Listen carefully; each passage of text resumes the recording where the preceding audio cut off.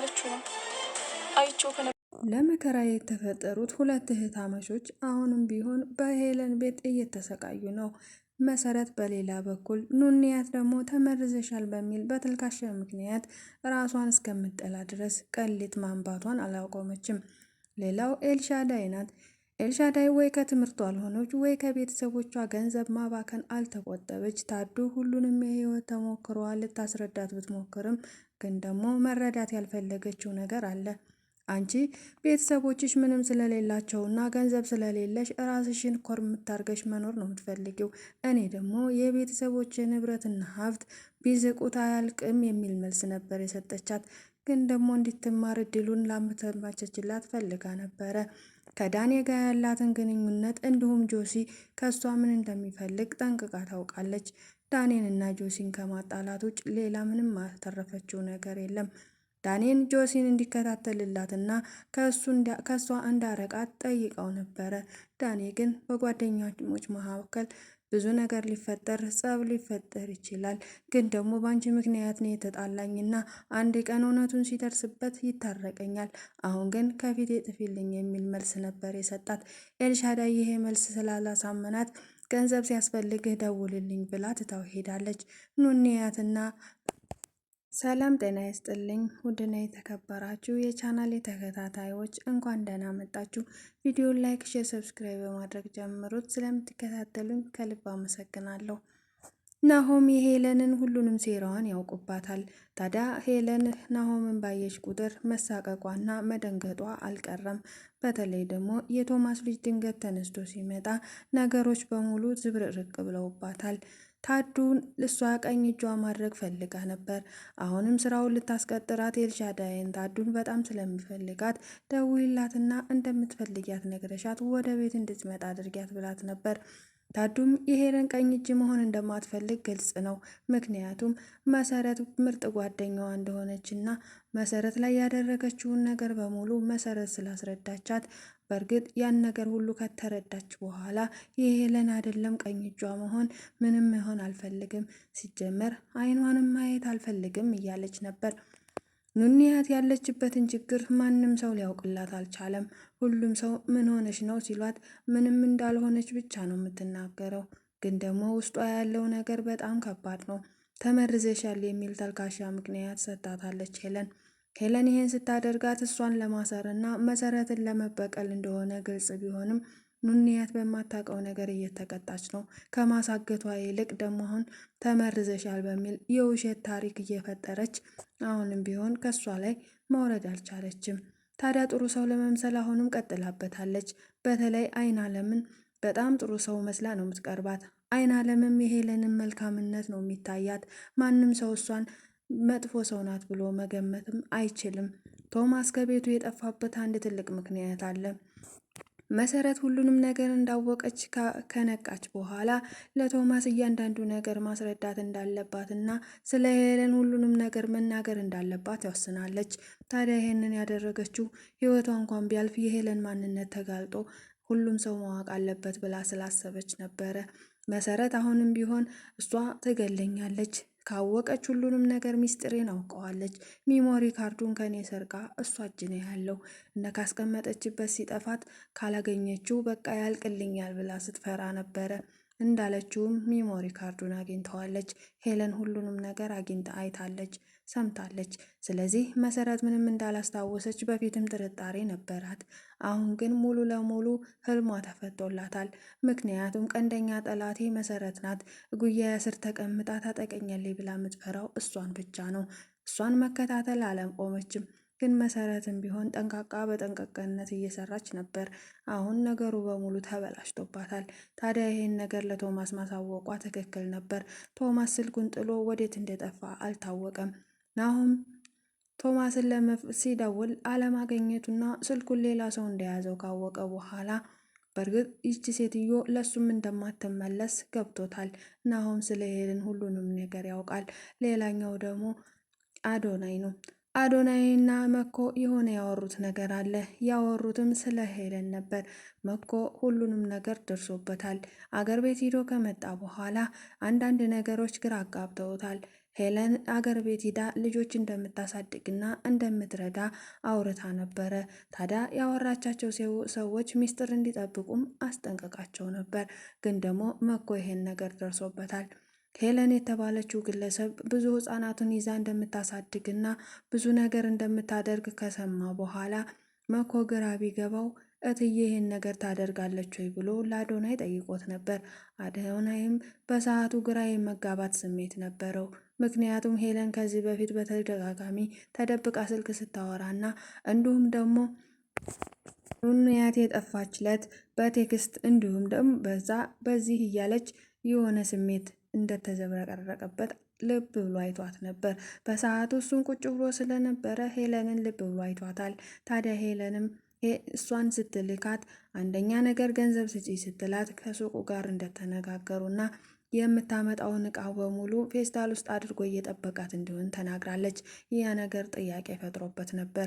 ኑንያ ከጠፋች በኋላ ማውጣት ቢጀምርም ግን ደግሞ ይሄ ነው ብሎ ሄለንን ሊናገራትም ሆነ ለቶማስ ሊያማክረው አልፈለገም። ነገሩ በሙሉ ግራ ገብቶታል። በዚህ በፊት መኪናውን የሱቅ ያነሱት ሰዎች ሲያሳዩት አባቱ የሚመላለስበት መኪና እንደሆነ አውቆታል። ታርጋውንም አይቶታል። ግን ደግሞ ለምን የሚለው ጥያቄና ያልተፈታ የሆነ በመሃላቸው የተፈጠረ ትልቅ ጋሬጣ ችግር እንዳለ ቢገባውም ለማን ማማከር እንዳለበት አላወቀም ነበር። ቶማስንም ሊያናግረው ፈልጎ ነበር።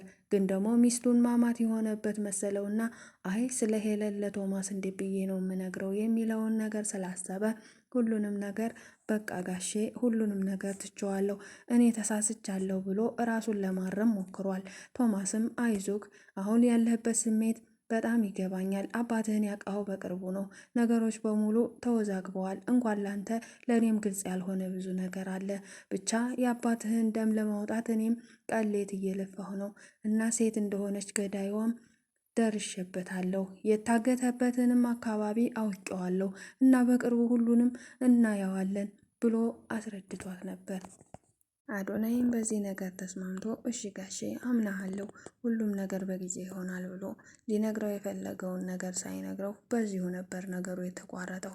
ታዲያ ይህ ነገር እንዳለ ሆኖ መኮ የጠየቀው ጥያቄ ለሱም ጥያቄ ፈጥሮበታል።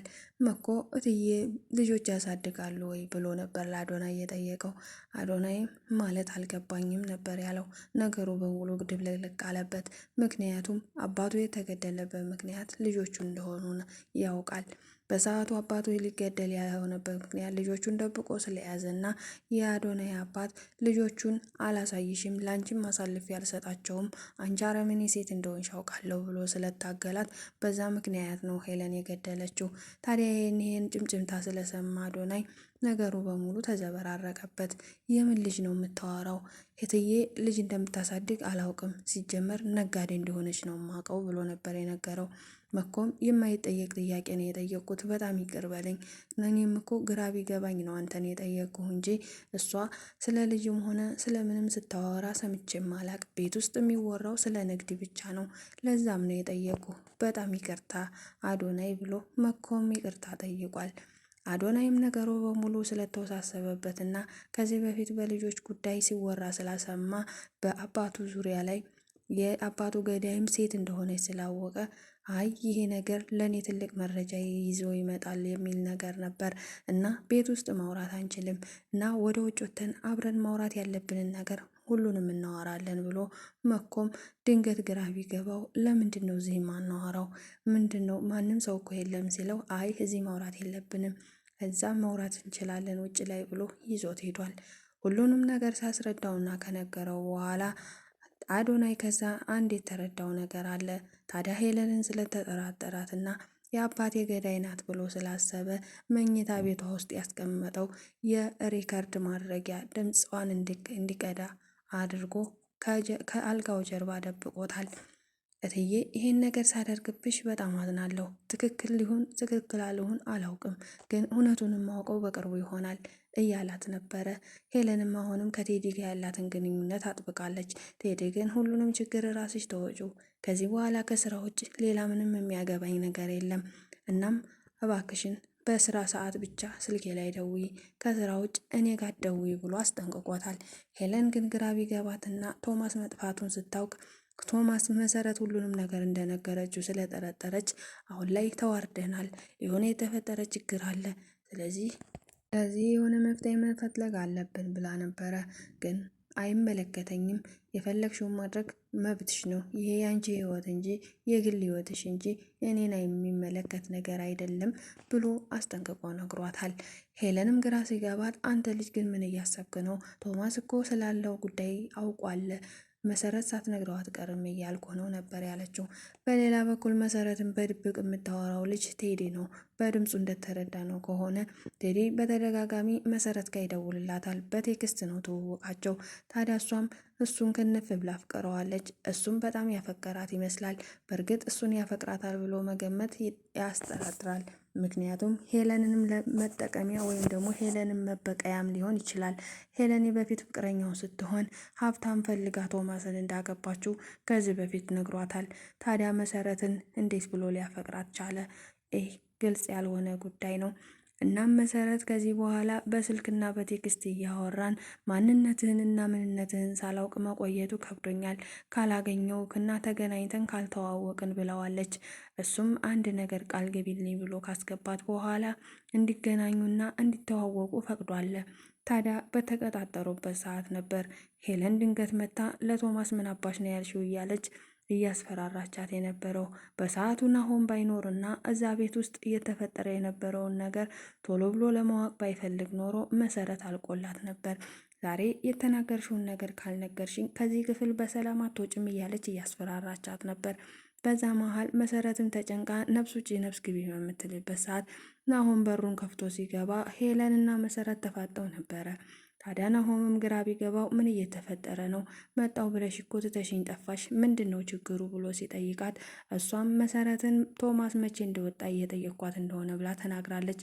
ግን ነገሩ እንዳልሆነ ናሆም ተረድቷል። የዛሬው ቪዲዮ በዚህ ነበር ያለቀው። በቀጣይ እስከምንገናኝ ቸር ሰንብቱ።